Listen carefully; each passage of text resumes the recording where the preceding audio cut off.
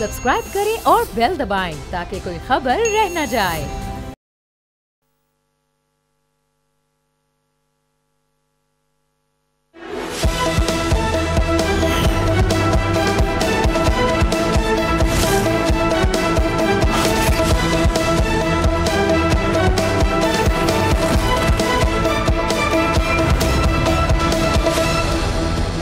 अस्सलाम वालेकुम। प्रोग्राम में खुशामदीद। मैं हूं अफसा कोमल। पिछले कुछ हफ्तों से नाजरीन हम देख रहे हैं कि इमरान खान की बहनें अदालती हुक्मनामे के हमरा अडियाला जेल पहुंचती हैं मुलाकात के लिए, लेकिन उनको मुलाकात की इजाज़त नहीं मिलती। इसी तरह से वज़ीर आला खैबर पख्तूनख्वा सुहेल आफरीदी जो इंतज़ार में बैठे हैं कि उनकी मुलाकात हो तो वो बड़े फैसले करें, और साथ साथ इमरान खान की कानूनी टीम का भी यही शिकवा है कि उनकी मुलाकात अदालती हुक्म के बावजूद नहीं होने दी जाती। कल हमने देखा कि इमरान खान की बहनों ने जब मुलाकात नहीं हुई तो फिर अडियाला जेल के बाहर कई घंटे धरना दिया, और इंतहाई सर्द मौसम था कल इस्लामाबाद और रावलपिंडी में, तो रात गए तक वो जेल के बाहर मौजूद रहीं पार्टी के कारकुनान के हमरा। इसके बाद पुलिस हुकाम ने उनसे बातचीत की और उनको यकीन दिलाया कि आइंदा मंगल को उनकी इमरान खान से मुलाकात करवा दी जाएगी। उसके बाद फिर धरना ख़त्म कर दिया गया। हम प्रोग्राम के पहले हिस्से में हुकूमत से ये जानने की कोशिश करेंगे कि अब ये एक तसलसल शुरू हो चुका है कि मुलाकातें नहीं करने दी जा रही, इसकी असल वजह क्या है। प्रोग्राम के दूसरे हिस्से में हम इसी मामले पर PTI का भी मौक़िफ़ हासिल करेंगे और उनसे ये भी जानने की कोशिश करेंगे कि हालिया ज़िमनी इलेक्शन में PTI की शिकस्त की वजह क्या, पार्टी का इलेक्शन से बॉयकॉट करने से के हवाले से एक कन्फ्यूज़ और मुबहम किस्म की पॉलिसी थी, क्योंकि इस हवाले से आज साबिक़ वज़ीर आज़म नवाज़ शरीफ ने भी तंज़ किया है पाकिस्तान तहरीक इंसाफ पर। आईनी अदालत के बॉयकॉट करना है या नहीं, इस हवाले से भी हमें PTI की पॉलिसी काफ़ी कन्फ्यूज़्ड है। इस पर हम PTI का मौक़िफ़ जानेंगे। पहले हम हुकूमत से बात करते हैं और उसके लिए हमारे साथ मौजूद है वज़ीर मुमलिकत बराए कानून व इंसाफ बैरिस्टर अकील मलिक साहब। बहुत बहुत शुक्रिया मलिक साहब आपके वक्त के लिए। आपसे ये जानना चाह रहे हैं कि क्या वजह है, मुतअद्दिद बार ये सूरत हाल बनी कि अदालती हुक्मनामे के साथ जाती हैं इमरान खान साहब की बहनें और उनकी कानूनी टीम, लेकिन अडियाला में उनसे मुलाकात नहीं होने दी जाती है। क्या ये वायलेशन नहीं है उन अदालती ऑर्डर्स की जो इजाज़त देते हैं उनको मुलाकात की अपने पार्टी के कायद से? बिस्मिल्लाहिर्रहमानिर्रहीम। आपसे बहुत बहुत शुक्रिया। देखें, सारी सी बात है कि इस तमाम तर मामले के ऊपर रेगुलेशन जो है वो सुपरिटेंडेंट जेल की होती है, और ये आपका बड़ा मासूमाना सा सवाल जो है वो मेरी तरफ आपने डायरेक्ट किया है, लेकिन मैं बिल्कुल इसको इसी तनाज़ुर में जवाब दूंगा कि ये इख्तियार जो है, ये प्रेरोगेटिव जो है, ये जेल सुपरिटेंडेंट का है। और अगर वो देखता है कि कोई लॉ एंड ऑर्डर की सिचुएशन बन रही है तो मुलाकातों के शेड्यूल को अमेंड भी कर सकता है, उसको कैंसिल भी कर सकता है। और मैं ये समझता हूँ कि शायद कुछ प्रिकॉशनरी मेजर्स भी उन्होंने अपने तय लिए हों इस हवाले से, क्योंकि ये सोली जो एक इख्तियार है वो उन्हीं का है। जिस तरह मैंने आपको अर्ज़ किया कि आज का वो अफसोसनाक दिन है जब जलाओ, घिराओ, पड़ाओ, धरनों की आतिश की सियासत जो कहा जाता है आम फहम में जिस चीज़ को, तो ये बड़ा जो है एक सियासी जमात जो है वो उसकी तरफ से देखने को मिला है, और एक नहीं 12 दफ़ा देखने को मिला है। तो मैं समझता हूँ कि इस हवाले से भी कुछ उन्होंने मुलाकातों को रेगुलेट किया है। बरकैफ अगर वो समझते हैं कि हमारी कोई जायज़ जो है बात मुलाकात के हवाले से जो कि फ़ैमिली मेम्बर्स की होनी चाहिए, मैं समझता हूँ कि बिल्कुल वो अदालत को अप्रोच कर सकते हैं और जो अदालत है वो उनकी मुलाकात करवा सकती है। रेगुलेट तो हमें नहीं होता, बल्कि एक तरह से बिल्कुल मुलाकातों पे पाबंदी लगी हुई है और कोई उनके साथ कम्युनिकेशन नहीं हो पा रही है पार्टी की। लेकिन आप जब ये कहते हैं कि लॉ एंड ऑर्डर की सूरत हाल पैदा होने का खदशा है, तो क्या खदशात हैं हुकूमत के? क्या उनकी मुलाकात हो गई पार्टी से तो वो कोई तहरीक या एहतजाज करने की के अहकामात उनको जारी कर देंगे? आप लोगों का खदशा क्या है मुलाकात से? देखिए, मेरी ज़ाती राय में आज के दिन की मुनासबत के हवाले से तो मैं समझता हूँ कि बिल्कुल आज की अगर मुलाकात नहीं हुई तो वो शायद हो सकता है उसी तनाज़ुर में ही हो। लेकिन ये बात मैं आपको ज़रूर बताऊँ कि अदालत का जो ऑर्डर है, अदालत का ऑर्डर है कि आप अपनी लिस्टें तैयार करेंगे, वो कमेटी के मेंबरान, और वो फिर लिस्टें जो हैं जो जेल सुपरिटेंडेंट साहब हैं वो उसको जो हैं उसकी अप्रूवल या डिसअप्रूवल कह लेंगे, जो भी मामला है, एक मेकनिज़म ख़ुद PTI ने दिया इस तमाम तर मामले के हवाले से। उनके अपने सेक्रेटरी जनरल साहब सलमान अकरम राजा साहब ऑन ओथ हैं वहाँ पे, बिल्कुल अदालत के सामने उन्होंने जो है गुफ्तगू नहीं करेंगे। अहाता अडियाला जेल के प्रेमिसेस के गिरदोनवा में या उस जगह पे या उस मकाम पे, और बिल्कुल उसकी कई दफ़ा उन्होंने वायलेशन भी की है। इसी तरह आपने देखा कि जो वहाँ पे धरने की जो बात की जाती है या वहाँ पे बैठ के धरना दिया जाता है, एक लॉ एंड ऑर्डर की सिचुएशन उधर जो कायम की जाती है, मैं और किसी लॉ एंड ऑर्डर सिचुएशन के हवाले से बात नहीं कर रहा, लेकिन मैं उस हवाले से ज़रूर बात कर रहा हूँ कि जो वहाँ पे एक लॉ एंड ऑर्डर की सिचुएशन क्रिएट की जाती है और फिर वहाँ पे आम शहरियों का रास्ता रोका जाता है। जिस तरह आपने देखा कि कल भी कई देर गए तक स्कूल वैन्स में, स्कूल बसेस में जो बच्चे थे वो सिर्फ इनकी वजह से जो है, क्योंकि इन्होंने धरना दिया हुआ था, उस वजह से वो बेचारे परेशान थे। तो मैं समझता हूँ कि बिल्कुल इस हवाले से मुलाकात होनी चाहिए, मैं इसमें कोई ऐसी बात नहीं, फैमिली की मुलाकात होती है, लेकिन अगर लॉ एंड ऑर्डर की सिचुएशन अगर क्रिएट हो तो मेरे ख्याल से जो safety and security of the inmates है वो ज़्यादा फिर मुकद्दम रखी जाती है इन विज़ावी मुलाकात का तमाम जो सिलसिला है, वेदर वो फैमिली मेम्बर्स के साथ हो या दीगर लोगों के साथ। चलिए, अब रिसेंटली तो आप कहते हैं कि 26 हवाले से खदशात थे, अब आज की तारीख अगर गुजर जाती है, आइंदा मुलाकात करने दी जाती है नहीं, ये तो हम देखेंगे। लेकिन जो चंद दिन पहले जब वो आई थी और उसके बाद PTI का ये इल्ज़ाम है कि इमरान खान की बहन के साथ धक्कम पेल की गई वहाँ पर पुलिस की तरफ से, तो आप नहीं समझते कि ऑप्टिक्स के एतबार से बहुत ज़्यादा मलबा आ रहा है आप लोगों के ऊपर, हुक्मरान जमात के ऊपर, खासकर सियासी रवादारी पाकिस्तान के अंदर जो हुआ करती थी, सियासतदानों की फैमिलीज़ को एक तर्ज था, तरीक़ाकार था उनके साथ डील करने का, इस किस्म की सूरत हाल में खासकर जब वो प्रोटेस्ट कर रहे हों उसके ऊपर हर्फ आता है और आप लोगों के हवाले से सवाल उठ रहा है ऑप्टिक्स के एतबार से ख़ास तौर पे। आप दुरुस्त कह रही हैं कि बिल्कुल माएँ बहनें बेटियां सबकी सांझी होती हैं, और वैसे भी जो ज़ईफ़ुल उम्र लोग हैं उनके साथ एक मुनासिब रवैये के साथ ही पेश आना चाहिए। इवन अदरवाइज़ भी अपना अखलाक जो है, अपना एक रवैया जो है वो बेहतर रखना चाहिए इस तमाम तर सिचुएशन के हवाले से। वहाँ पे जो एक सिचुएशन सिक्योरिटी की उन्होंने बना दी थी जब उन्होंने धरना दिया था, क्योंकि ये पहली दफ़ा नहीं हो रहा। अब साहिबा उन्होंने जब लास्ट टाइम पिछले हफ्ते ये धरना दिया था तो उधर फिर पुलिस एहलकार और ख़वातीन पुलिस की जो नफरी थी उन्होंने वहाँ से उनको हटाने की कोशिश की, और अगर उस दौरान में कोई ऐसी चीज़ हुई है तो मैं समझता हूँ ये मुनासिब बात नहीं है। वो बुज़ुर्ग खातून हैं और जिस तरह मैंने कहा कि माएँ बहनें बेटियाँ सबकी सांझी होती हैं, लेकिन उनको फिर अरेस्ट नहीं किया गया, उनको थोड़ा फासले पे जो मुकाम है वहाँ पे ताकि डिस्पर्स किया जाए इस तमाम तर सिचुएशन के हवाले से जो एक केओटिक सिचुएशन वहाँ पे कायम कर दी थी, लॉ एंड ऑर्डर की सिचुएशन कायम कर दी थी, उसको एक अंडर कंट्रोल करने के लिए जो है वो ये मेजर्स उठाने पड़े, जो कि शायद मुनासिब मेजर्स नहीं थे, और ये मेजर्स इस तरह नहीं होने चाहिए थे। ख़वातीन पुलिस की तरफ से या जो नफरी थी ख़वातीन पुलिस की, उनकी तरफ से उनको भी एहतियात से काम लेना चाहिए और एहतियात बरतनी चाहिए। ठीक है, अब हम 28वीं तरमीम के हवाले से आएंगे। 4 दिसंबर को NFC का इजलास तलब किया गया है, तो अब हम यही समझें कि 28वीं तरमीम आएगी या फिर पीपल्स पार्टी की डिमांड पर उनके साथ बातचीत करके कोई बीच का रास्ता निकाल लिया जाएगा? इस NFC के इजलास में कोई इस हवाले से ब्रेक थ्रू हो सकता है? एक देखिए कॉन्वर्सेशन स्टार्ट हुई है, और मैं समझता हूँ अच्छी बात है कि जो पब्लिक इश्यूज़ हैं, ये पब्लिक इंटरेस्ट के जो इश्यूज़ हैं, एजुकेशन, पॉपुलेशन, NFC, जो सूबों की खुद मुख्तारी है या लोकल गवर्नेंस का जो स्ट्रक्चर है, लोकल गवर्नमेंट्स का स्ट्रक्चर है, devolution of power in its real sense, निचले सतह तक जो तरसील होनी है इख्तियारात की, तो वो तमाम तो चीज़ें ही उसके कॉन्टूर्स हैं 28वीं तरमीम के हवाले से। फॉर्मली अभी कोई काम शुरू नहीं हुआ इस पर, ये मैं आपको ज़रूर बता सकता हूँ, क्योंकि तकरीबन 74-75 वोटें हैं हमारे बड़े इत्तेहादी जो पीपल्स पार्टी है उनकी, और उनकी वोटों के बगैर किसी किस्म की कोई भी आईनी तरमीम मुमकिन नहीं है in both houses of the parliament, because वहाँ पे भी उनकी तकरीबन 26 की तादाद है और सेनेट में, और यहाँ पे भी तकरीबन 74 या 75 उनके अरकान असम्बली हैं, तो उनके बगैर तो ये मुमकिन है ही नहीं। और कोशिश यही है कि एक जो कॉन्वर्सेशन स्टार्ट हुई है उससे एक ब्रॉड कंसेंसस डेवलप किया जाए इन पब्लिक इंटरेस्ट के इश्यूज़ के ऊपर, लेकिन ये तब तक पॉसिबल नहीं होगा जब तक तमाम सियासी जमातें मिलजुल के नहीं बैठेंगी, तब तक पॉसिबल नहीं होगा जब तक इन इश्यूज़ पे एक कंसेंसस डेवलप नहीं होगा।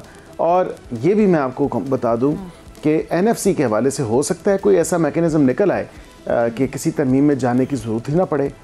ये तो नहीं हो सकता, एक बैलेंसिंग एक्ट आपको करना है, ये नहीं हो सकता कि सूबों की मजबूती की बात की जाए, सूबों की खुद मुख्तारी की बात की जाए, लेकिन साथ साथ वफाक जो है वो कमज़ोर हो, वफाक की मजबूती की बात ना की जाए। तो ये एक थोड़ा बैलेंसिंग एक्ट करना होगा with the harsh realities that are before us. और ये ज़रूरत है अभी इस वक्त की कि हमें सूबों के साथ साथ वफाक को भी मजबूत करना है।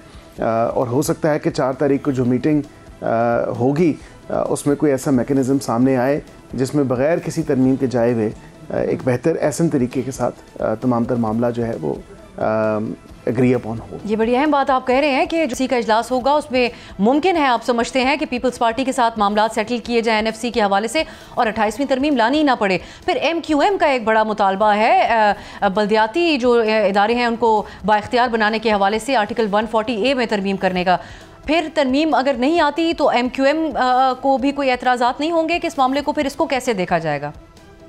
देखिए उसके अलावा भी देखें ना 140A on the floor of the house जो लोकल गवर्नमेंट के हवाले से बातें थी वो तो वज़ीर आज़म ने ख़ुद कंफर्म की। कमेटीज़ में भी हमने पूरा साथ दिया और हमारी जमात ने और उसके साथ दीगर इत्तेहादियों ने बिल्कुल साथ दिया और कहा कि हम इस बात के साथ एग्री करते हैं और जो अभी 140A के अंदर जो चीज़ें हैं वो एड्रेस होने वाली हैं और उनमें ट्वीकिंग करने की ज़रूरत है, अमेंडमेंट्स लाने की ज़रूरत है, जिसके साथ इन प्रिंसिपल हमने बिल्कुल एग्री किया और हमने कहा हम बिल्कुल साथ हैं। लेकिन क्योंकि ये भी एक फैक्ट है कि 74-75 वोट्स जो हैं नेशनल असम्बली में और सेनेट में 26 वोट्स जो पीपल्स पार्टी के हैं उसके बगैर तरमीम मुमकिन ही नहीं है। तो या तो तरमीम टेबल करें और फिर वो डिफ़ीट हो उस तरमीम की क्योंकि उसे रिक्वायर्ड नंबर ऑफ़ वोट्स ना मिल सकें, या फिर आप एक कंसेंसस डेवलप करके उसके साथ आगे बढ़ा जाए। ये बात वज़ीर आज़म साहब ने अपनी स्पीच में भी की जो उन्होंने नेशनल असम्बली में ड्यूरिंग और after the passage of these amendments जब उन्होंने बात की तो उन्होंने कहा कि बिल्कुल ये हमारा वादा है और हम बिल्कुल इस मौक़िफ़ के साथ खड़े हैं और हमारी और पीपल्स पार्टी की भी कोई दो बातें नहीं हैं, हमारी भी एक ही बात है और कोशिश होगी कि इसके ऊपर भी जल्द से जल्द जो है एक कोई अंडरस्टैंडिंग डेवलप हो। ठीक है, ये जो फिर चंद दिन पहले तक एक रहा था कि आप लोगों और पीपल्स पार्टी और नून लीग के दरमियान एक दरार पड़ सकती है मुमकिन तौर पे, क्योंकि हर सूरत आप 28वीं तरमीम लाना चाहते हैं, NFC के मामले को भी उसके अंदर देखना चाहते हैं। तो अब इस वक्त आप ये तस्दीक करने की पोजीशन में नहीं हैं कि 28वीं तरमीम आएगी या नहीं? देखिए इसके अलावा अगर कोई और चीज़ें होती हैं जो पब्लिक इंटरेस्ट की चीज़ें हैं, जो 2-4 चीज़ें या 4-5 चीज़ें मैंने आपसे जो जिक्र जिनका किया, अगर इसके अलावा कोई और चीज़ सामने आती है तो बिल्कुल उसको भी उसमें इंक्लूड किया जा सकता है। लेकिन मैंने जिस तरह कहा कि बाज़ाब्ता तौर पे उस पर फॉर्मली कोई किसी किस्म का काम नहीं शुरू हुआ, एक कॉन्वर्सेशन स्टार्ट हुई है। End of course if you go by the numerical number तो 26वीं हुई, 26वीं के बाद 27वीं हुई, 27वीं के बाद अब 28वीं ही होनी है जब कभी भी हो। लेकिन वो तब तक नहीं हो सकती जब तक एक 2/3 अक्सरियत आपके पास मौजूद ना हो, और वो तभी आती है जब एक बड़ा इत्तेहादी आपके साथ एग्री करे और उन चीज़ों पे एक कंसेंसस डेवलप हो अलॉन्ग विद अदर इत्तेहादीज़ जो आपके दीगर इत्तेहादी हैं उनके साथ एक पॉलिटिकल कंसेंसस, एक ब्रॉड बेस्ड कंसेंसस डेवलप करने की ज़रूरत है। एक और को आप बैरिस्टर साहब हसास मामला कहते हैं, इस पर अब आपसे जानना चाहेंगे। फील्ड मार्शल की बतौर जो CDF तैनाती है उसके नोटिफिकेशन कब तक कर दिया जाएगा, इस पर अभी तक कुछ वाज़े नहीं है। जबकि जॉइंट चीफ साहिर शमशाद साहब जो हैं वो अब अपनी अलविदाई, उनकी सरगर्मियाँ इस वक्त चल रही हैं, कल वो रिटायर होने जा रहे हैं। तो इस हवाले से कुछ बता सकते हैं आप? देखिए वाक़तन ये हसास मामलात हैं और ये जो लाइन मिनिस्ट्री है वो मिनिस्ट्री ऑफ डिफेंस हैं। ये उन्हीं के ही मिनिस्टर या उन्हीं के कोई रिप्रेजेंटेटिव जो हैं वो आपको जवाब दे सकते हैं। हमारी नॉलेज में तो नहीं है, बट आई थिंक कि जल्द वो हो जाएगी, बिकॉज ऑब्वियसली कॉन्स्टिट्यूशन जो एक ओहदा है वो सामने आया है और वो स्ट्रीमलाइन किया गया है चीज़ों को फॉर बेटर कोऑर्डिनेशन एंड एक कोहेसिव अप्रोच जो है उस हवाले से ली गई है। तो वाक़तन मैं समझता हूँ कि जल्द वो नोटिफिकेशन भी हो जाएगी और वो जो उसकी कंसर्न लाइन मिनिस्ट्री है वो मिनिस्ट्री ऑफ डिफेंस है। So they will be in a better position to address this. चलिए आपसे मुतालिका वज़ारत से मुतालिका सवाल अब आपसे पूछ लेते हैं। बहुत सी कयास आइयाँ हैं कि आईनी अदालत का क़याम तो हो गया, इसकी मुस्तकिल बिल्डिंग कौन सी होगी? सो अब हुकूमत अभी सोच रही है या इस हवाले से कोई फ़ैसला कर लिया गया? देखिए अभी एक मेक शिफ्ट सिचुएशन जो है वो इस्लामाबाद हाई कोर्ट की बिल्डिंग के अंदर है और आईनी अदालत उसे शायराए दस्तूर पे ही होना चाहिए। एक अल्टरनेटिव प्रपोजल भी था लेकिन फिर वो आगे प्रोसीड नहीं हो सका उस तमाम तर मामले के हवाले से। तो मैं ये समझता हूँ कि फ़िलवक़्त तो ये सिचुएशन जो है वो बेहतर तरीके से चल रही है। मेरा ज़ाती व्यू अगर पूछें तो मैं समझता हूँ कि जब कॉन्स्टिट्यूशन एवेन्यू पे ये कॉन्स्टिट्यूशन कोर्ट होगी तो ये कॉन्स्टिट्यूशन एवेन्यू के ऊपर मुख्तलिफ बिल्डिंग्स हैं और किसी की ज़ाती बिल्डिंग तो है नहीं।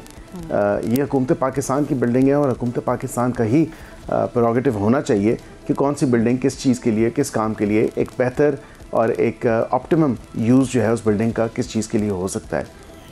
Considering all the facts and the circumstances तो हो सकता है ये चेंज भी हो जाए, लेकिन for now it's a makeshift situation जो कि अभी चल रही है और यही फिलवक़्त at least until the end of the year तो मैं यही देख रहा हूँ कि इसी तरह ही मामला चलेगा जब तक कोई फाइनल उसकी बिल्डिंग एलोकेट नहीं हो जाती या एमार्क नहीं हो जाती। ठीक, अब आज मियां नवाज ने काफ़ी अरसे बाद एक तरह से अपनी खामोशी तोड़ी है और बयान दिया। जो ज़िमनी इंतखाबात हुए उसके हवाले से वो बात कर रहे थे, लेकिन उन्होंने अपने स्टेटमेंट में कहा कि इमरान खान जो है वो अकेले ज़िम्मेदार नहीं है, उनको जो लाए थे वो भी ज़िम्मेदार है, उनका भी एहतसाब होना चाहिए। तो अब मज़ीद किसके एहतसाब का मुतालबा किया जा रहा है आपके पार्टी कायद की तरफ से? बिल्कुल, कायद मोहतरम ने वाज़ेह तौर पर जो ज़िमनी इलेक्शन में कामयाबी है उस हवाले से भी बात की और उसके साथ साथ उन्होंने कहा कि जो झूठ का और फ़रेब का जो बयानिया था, जो इतनी पॉपुलैरिटी और पॉपुलिज़म की बात की जाती है, उसको भी अवाम ने रद्द किया। लेकिन उसके साथ साथ उन्होंने ये भी कहा कि जो उनको लाने वाले हैं वो तमाम तर लोग जो हैं वो कैफ़रे किरदार तक पहुँचने चाहिए, उनका भी एहतसाब होना चाहिए। और ये कहानी शुरू होती है 2011 से, तो आप ख़ुद अंदाज़ा लगा लें कि उस वक़्त की कौन सी ताकतें थीं, कौन सी क़ुव्वतें थीं जो इसमें मुलव्विस थीं और उन्होंने किस किस मोड़ पे कहाँ कहाँ साथ दिया।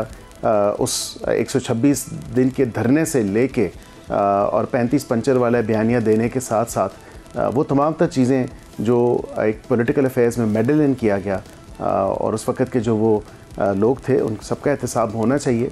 और बिल्कुल ये कौम भी डिमांड करती है कि इस कौम के साथ जो एक भयानक किस्म का मजाक किया गया है उसका भी जो है किसी न किसी तरह उसका खुमियाजा जो कौम ने भुगता है उसका भी एहतसाब होना चाहिए और उन लोगों को बिल्कुल कटहरे में लाने की ज़रूरत है।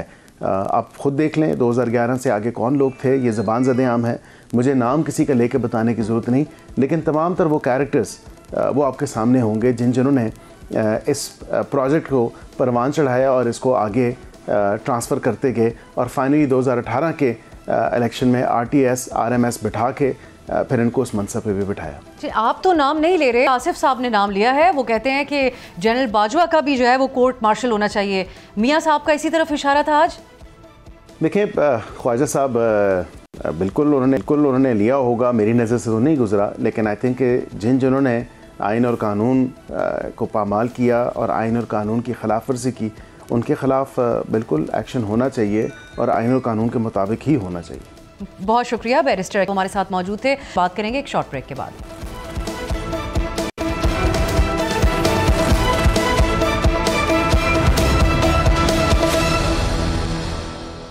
ब्रेक के बाद खुश आमदीद नाज़रीन। अब PTI का हम मौक़िफ़ जानेंगे क्योंकि आज मियाँ नवाज शरीफ ने काफ़ी अरसे बाद बात की है। ज़िमनी इंतखाबात में अपनी पार्टी की जो जीत हुई है उसके हवाले से वो कहते हैं कि अवाम ने हमारी कारकर्दगी की बुनियाद पर हमें वोट दिया है। इलेक्शन का बॉयकॉट करने वाले ख़ुद इलेक्शन में हिस्सा लेकर हार गए। हम जानने की कोशिश करते हैं कि PTI की ज़िमनी इंतखाबात के हवाले से पॉलिसी मुबहम क्यों थी और इससे बढ़कर जो इमरान खान की मुलाकातें नहीं होने दी जा रही, क्या सोच रही है पार्टी इस हवाले से। इस पर बात करने के लिए हमारे साथ मौजूद हैं सेनेटर डॉक्टर हुमायूं मोहम्मद साहब। बहुत शुक्रिया डॉक्टर साहब आपके वक्त के लिए। पहले तो ये जानना चाहेंगे कि कल भी इमरान खान साहब की बहनों ने रात गए तक धरना दिया बड़े सख्त मौसम में, उसके बाद उनको ये यकीन दहानी कराई गई कि मंगल को उनकी मुलाकात करवा दी जाएगी। अगर मुलाकात नहीं होती है मंगल को तो क्या लाहे अमल होगा पार्टी का? बिस्मिल्लाहिर्रहमानिर्रहीम, या का नबुदो या का नस्तईन। देखिए, सिंपल सी बात ये है, जो जेल मैनुअल रूल है, जो एक्ट है वो 1978 का है।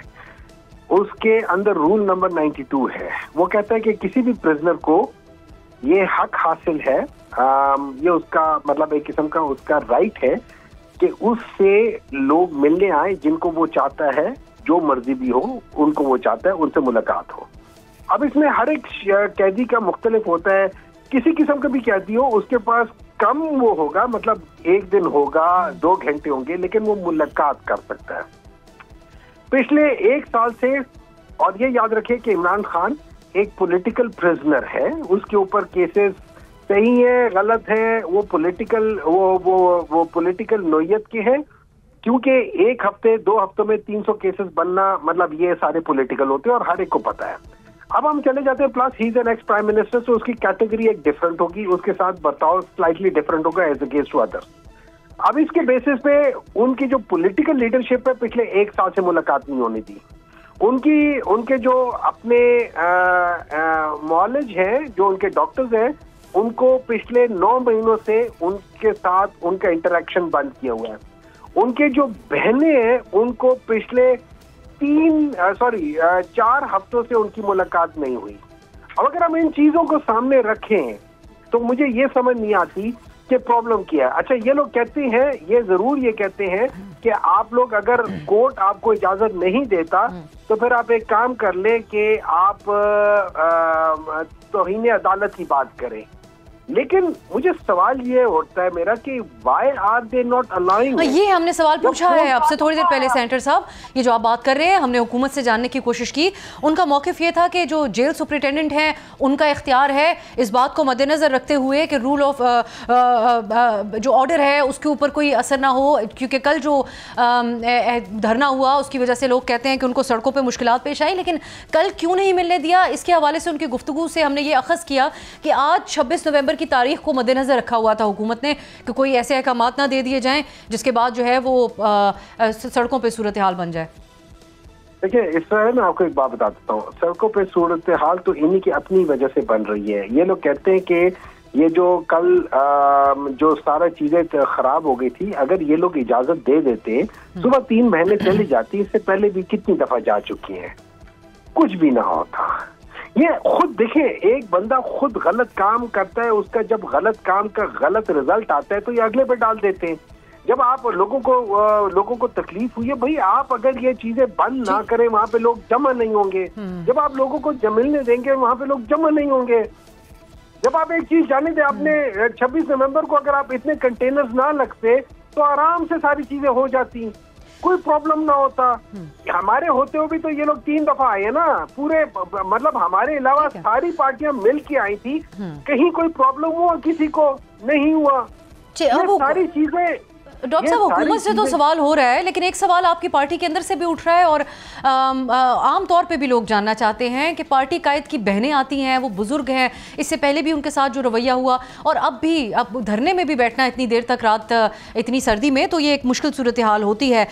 पार्टी वर्कर्स तो उनके साथ होते हैं, अरकान असेंबली आप लोग खुद सेनेटर्स, फिर जो आपका एक इत्तेहाद है अपोजिशन का तहरीक तहफ़्फ़ुज़ आइन, वो उनकी सबकी एक मुश्तरका हमें एक हिकमत अमली क्यों नज़र नहीं आती कि जब उनकी बहनें मुलाकात के लिए जाएंगी तो उनके साथ सब नजर आए। मुझे एक बात बताएं, क्राइम क्या है?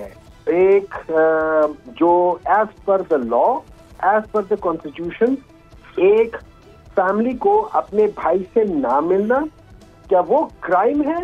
या ये क्राइम है कि जी हम लोग 6 बंदे आपस में मिलके बात नहीं कर सकते? सही, मतलब आई डू नॉट अंडरस्टैंड कि आप लोग सवाल जो पूछ रहे हो, बजाय आप ये सवाल पूछो कि भाई आप लोग इनसे मिलने क्यों नहीं दे रहे। क्या ये तो डॉक्टर साहब अब आपके हिस्से का सवाल आपसे पूछ रहे हैं, हुकूमत के हिस्से का सवाल उनसे पूछ चुके हैं इसी प्रोग्राम में। हम आगे बढ़ते हैं। आज मियां नवाज शरीफ साहब ने गुफ्तगू की है ज़िमनी इलेक्शंस के हवाले से, जिसका हम हवाला दे रहे थे। वो कहते हैं कि आप लोगों ने इलेक्शन में हिस्सा नहीं लिया और जो जिन सीटों से लड़े इलेक्शन उसमें आप हार गए क्योंकि हमारी कारकर्दगी जीत गई। सो आप लोगों ने जो पार्शली बॉयकॉट किया कि 2 सीटों पर लड़े, बाकी पर इलेक्शन नहीं लड़ा, या मुकम्मल बॉयकॉट होना चाहिए था, या फिर आप एक तरीके से वैलिडेट भी कर रहे हैं उस निज़ाम को जो इस वक्त मौजूद है उसी इलेक्शन में पार्टिसिपेट करके। तो ये क्या दुरुस्त फैसला था पार्टी का आपकी नज़र में ज़िमनी इलेक्शंस के हवाले से जो स्ट्रैटेजी थी? देखिए, सबसे पहले तो मैं एक बात को ये कहूंगा कि मेरे लिहाज से इमरान खान का जो फैसला था वो बिल्कुल दुरुस्त था। हमें किसी भी किस्म का इन ज़िमनी इलेक्शन में हिस्सा नहीं लेना चाहिए था, फॉर द रीजन बीइंग, जब आप देख लेते हो कि जिस ढिठाई से इन लोगों ने 8 फरवरी 2024 के इलेक्शंस को सैबोटाज किया, चोरी की, डाका डाला, फिर उसके बाद जिस ढिठाई से इन लोगों ने कॉन्स्टिट्यूशन की पामाली करते हुए जो रिजर्व सीट थी जो उनकी बनती नहीं थी, किसी जो प्रोपोर्शनल के लिहाज से क्या प्रोपोर्शन है? एक पार्टी जिसको 2 सीटें मिली हुई हैं प्रोविंशियल असेंबली में, उसको 4 सीटें रिजर्व मिल रही है। Is this the proportion? खुदा का खौफ करें। लेकिन चले, बाज लोगों ने व्हाटएवर रीजन कर दिया। आज भी नवाज शरीफ साहब बोलने लगे हैं, ये कहते हैं कि हमारे कारकर्दगी, आपकी कारकर्दगी, ये कारकर्दगी कि पाकिस्तान की हिस्ट्री में 4 साल बदतरीन साल, आपकी हिस्ट्री में हमारे टाइम पे जब पाकिस्तान तहरीक-ए-इंसाफ को आप लोगों ने हटाया था कि जो मुल्क तबाह हो रहा है, उस वक्त 18.5% गुर्बत थी, आज 50% गुर्बत है। ये कारकर्दगी के लाहौर में, खाली लाहौर में 900 में से 400 बिजनेसेस बंद हो गए। ये कारकर्दगी पाकिस्तान में से टॉप 4 या 10 जो बिजनेसेस है वो निकल के चले गए हैं। आपकी सारी फार्मास्यूटिकल बड़ी कंपनी जो है वो छोड़ के चले गए। प्रॉक्टर एंड गैम्बल जिसका हर एक प्रोडक्ट करोड़ों में बिकता था, वो छोड़कर चले गए। अभी रिसेंटली अभी सुना कोई वो धागा वाली कंपनी थी, पता नहीं सफायर है, वो उन्होंने अपना वो बंद कर दिया। ये कारकर्दगी कि आपके जो जॉबलेसनेस है वो 5% से उठकर 22% पे चली गई। ये कारकर्दगी के पिछले 5.3 ट्रिलियन की चोरी पकड़ी गई है। ये कारकर्दगी, आप लोग किस कारकर्दगी की बात कर रहे हो? और यही तो पॉलिसी थी कि जिसको मरियम नवाज ने कहा था कि मुझे पता है कि पावर में कैसे आ सकते हैं। ठीक है, और वो क्या ये तो पाकिस्तान के सारे सियासतदानों को ही पता है कि कैसे आते हैं पावर में। बहुत बहुत शुक्रिया। डॉक्टर हुमायूं मोहम्मद साहब हमारे साथ मौजूद थे, एक बेटे हैं, वो भी मुआशी हालात के हवाले से बात कर रहे थे। तो इदारा शुमारियात की एक और महंगाई और गुर्बत के हवाले से होशरुबा रिपोर्ट जो है वो आपके सामने रखेंगे एक शॉर्ट ब्रेक के बाद।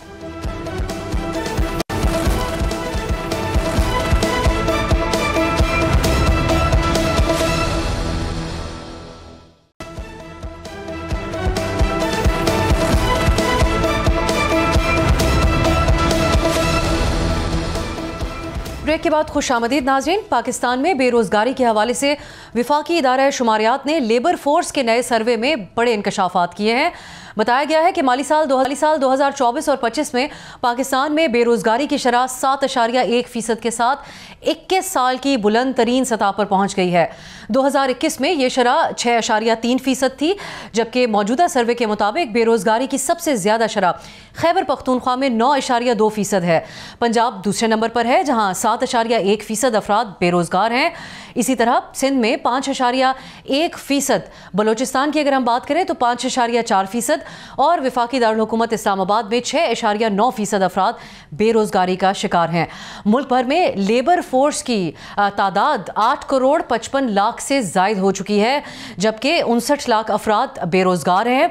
और नाजरीन, हैरान कुन बात यह है कि इनमें से 46 लाख अफराद पढ़े लिखे लोग हैं, जबकि 10 लाख अफराद आला डिग्री होल्डर्स भी हैं और इसके बावजूद भी वो बेरोजगारी का शिकार हैं। इस सर्वे के मुताबिक पाकिस्तान में फीकस माहाना औसत उजरत 39,000 है। पिछले 5 साल के दौरान माहाना उजरत में 15,000 का इजाफा हुआ। अब नाजरीन, ये बात भी इसमें हमें बड़ी अहम नज़र आती है कि 2021 के बाद से किसी भी हुकूमत ने मुल्क में लेबर फोर्स सर्वे करवाने की कोई जहमत नहीं की। अब ये जो मौजूदा हुकूमत है, इनको भी IMF के साथ जो तयशुदा शराइत हैं उसकी वजह से मजबूरन ये सर्वे करवाना पड़ा। पिछले चंद दिनों में ये दूसरी ऐसी रिपोर्ट है जिसकी वजह से हुकूमत की ख़राब गवर्नेंस, इदारों में करप्शन और माशी सूरत हाल पर संगीन सवालात उठ रहे हैं। हुकूमत ने ये रिपोर्ट जारी करते हुए इसके साथ अपना रद्द-ए-अमल भी दिया है। विफाकी वजीर बराए मनसूबाबंदी एहसन इकबाल ने बेरोजगारी की बड़ी वजह IMF प्रोग्राम और क्लाइमेट चेंज से पैदा होने वाली कुदरती आफात की जो सूरत हाल है उसको करार दिया है। उनका ये कहना था कि IMF का जो स्टेबलाइजेशन प्रोग्राम है उसकी वजह से बेरोजगारी में इजाफा हुआ और माशी तरक्की एक तरह से रुक गई है। अब नाजरीन, पाकिस्तान में हर साल तकरीबन 35 लाख नए अफराद यानी नौजवान रोजगार की तलाश में मार्केट का रुख इख्तियार करते हैं, मगर माशी शरह-ए-नमो कम होने होने और बैरूनी सरमायाकारी में सुस्त रवि जो हम देख रहे हैं, इसकी वजह से उन्हें रोज़गार नहीं मिलता है। मौजूदा माशी हालात की वजह नई मुलाजमतों के लिए गुंजाइश भी हम देखते हैं कि एक तरह से जो सूरत हाल है उसमें कम होती जा रही है पॉलिसीज़ की वजह से हुकूमत की। फिर जो इंतखाबात के वक्त भी हम देखते हैं कि जो तमाम सियासी जमातें हैं वो रोज़गार के मौक़ों की भी बात करती हैं, बड़े बड़े दावे और ऐलानात किए जाते हैं और नौजवानों को ख़ास तौर पे मुखातिब करके कहा जाता है कि आपको नौकरियां देंगे, मगर फिर इक़्तिदार में आकर अपने ही मंशूर को सियासी जमातें भुला देती हैं। अभी भी वही देखने में आ रहा है। ये जो लेबर फोर्स सर्वे है, इसके होशरुबा नताइज को सामने रखते हुए अब दुआ और उम्मीद ही की जा सकती है कि मौजूदा हुकूमत रोज़गार के लिए मौक़े पैदा हवाले से अपनी तरजीहात पर असर नौ गौर करेंगे, क्योंकि इस वक्त जो पॉलिसीज़ है उससे तो हमें हालात बेहतर होते हुए नज़र नहीं आ रहे। आज के लिए इजाज़त दीजिए, खुदा हाफिज़।